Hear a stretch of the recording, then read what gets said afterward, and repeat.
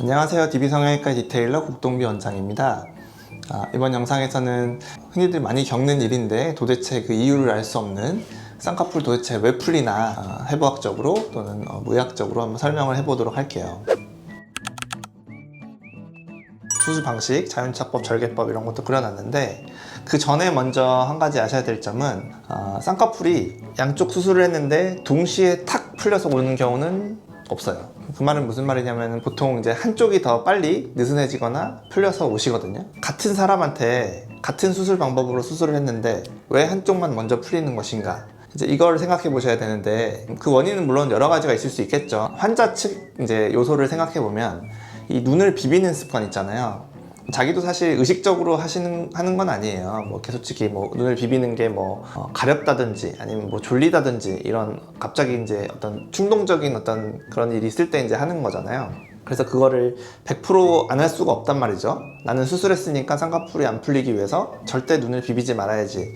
이게 이제 어렵기 때문에 그래서 오른손잡이 분들이 오른 눈을 많이 비비다 보니까 오른쪽이 좀 더 빨리 풀려서 오시는 경우가 더 많아요. 근데 이제 또 왼쪽이 먼저 풀려서 오시는 분들도 계시고 오른손잡이인데 그런 경우도 있고 여러 가지 요소들이 많이 있을 수가 있어서 그거를 원인을 딱 어떤 한 가지라고 꼭 단정 지을 수는 없고 완벽하게 차단할 수 있는 부분이 아니잖아요. 우리가 손을 묶어 놓을 수도 없는 거고 그러다 보니까 이제 제가 설명드릴 부분은 이제 의사 입장에서 또는 수술 방법적인 측면에서 어떤 차이가 있는지 그런 부분을 좀 이제 설명을 드릴까 해요.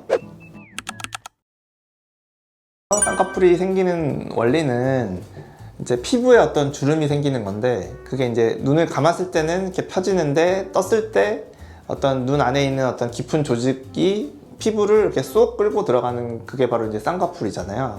그렇게 되려면 뭐가 돼야 되냐면 이제 맨 밖에 있는 피부가 안에 있는 어떤 눈 뜰 때 작용하는 어떤 조직과 연결이 돼 있어야 된다는 거죠. 우리 동양인들이 그 연결이 없어서 쌍꺼풀이 없는 거거든요. 그래서 결국 그 연결을 만들어내는 것이 쌍꺼풀 수술이에요. 매몰법 또는 자연유착법으로 할 수도 있고 절개법으로 할 수도 있는데 그러니까 이 피부를 더 깊게 있는 어떤 조직과 연결 또는 자연적으로 유착을 시킨다 그래서 자연유착.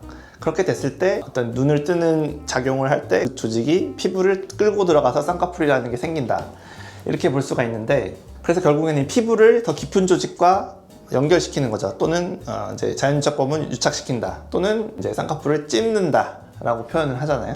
그래서 이제 이 자연유착법에 대해서 이제 얘기를 하자면 자연유착법은 이제 여기 피부에 구멍을 뚫어서 실로 이제 연결을 시켜서 매듭을 지어서 약간 들어가게 만드는 그런 게 이제 자연유착법이죠. 들어가는 깊이가 구멍만 뚫어서 실로 하는 거기 때문에 깊게 들어갈 수는 없어요. 어느 정도 들어가긴 하지만 아주 깊게 이렇게 절개법처럼 이렇게 깊은 곳까지 들어가서 고정을 할 수는 없다. 튕겨져 나오면 이 피부의 어떤 두께나 그런 거에 의해서 튕겨져 나오면 그게 쌍꺼풀이 풀리게 되는 것이죠. 그 이제 자연유착법을 함에 있어서 또 이제 다른 점이 뭐냐면 그냥 쉽게 말해서 피부가 얇다 두껍다라고 표현하는데 정확히 말하면 이 눈꺼풀 이 조직은 피부, 근육, 건판 이렇게 세 가지 층으로 되어 있거든요. 이 세 가지 두께를 합해서 이 두께라고 하면 이게 얇으신 분들은 자연유착법으로 이 정도 집어넣으면 예를 들어서 한 반이 들어간 거죠. 덜 풀리는데 피부의 저항도 적고요. 이 조직들이 이렇게 두꺼우신 분에서 똑같은 깊이로 이렇게 집어넣으면 이거는 4분의 1밖에 안 집힌 거죠. 이거는 반이 집힌 거고 이거는 25%밖에 안 집힌 거잖아요. 이거는 더 튀어나올 확률이 높은 거예요. 이 자연유착법은 그래서 더 이제 조직들이 얇은 이런 분들에서 더 적합한 것이고 이렇게 조직이 두꺼운 분들에서는 잘 풀리는 것이다. 이제 또 하나 말씀드리자면 결국 자연유착법이 라인이 자연스러운 이유는 이 고정되는 깊이가 얕기 때문이죠. 고정이 얕으면 라인은 자연스러운 대신 튕겨나와서 풀릴 가능성이 있는 것이다. 같이 연결된 얘기인데 가끔은 이제 고정은 잘 되어 있으면서 라인은 자연스럽게 해달라고 요구하시는 분이 계신데 그거는 이제 상충되는 얘기이기 때문에 좀 불가능한 얘기가 되겠고요. 이런 분들에 있어서 자연유착법이 이제 튀어나와서 풀렸어요. 근데 그게 예를 들어서 너무 빨리 한 2년 이내에 풀려버렸다. 그러면은 매년 재수술을 할 수는 없는 거잖아요. 자연유착법으로.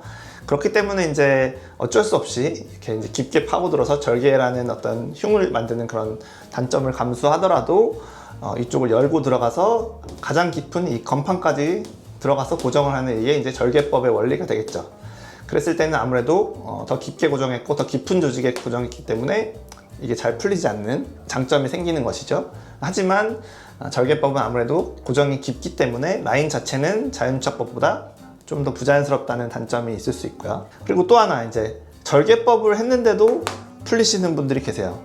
그 경우는 이제 물론 이제 절개법도 이렇게 깊게까지 들어가서 고정하는 뭐 의사분들도 계시지만 뭐 한 이 절반 정도까지만 들어가서 고정하는 경우들도 있거든요. 그래야 뭐 라인이 좀 더 자연스러우니까. 절개법이 풀려버리면은 이제 말이 안 되는 거잖아요. 쌍꺼풀이라는 게 유지가 되어야 되는데 절개법 했는데도 풀려버렸다.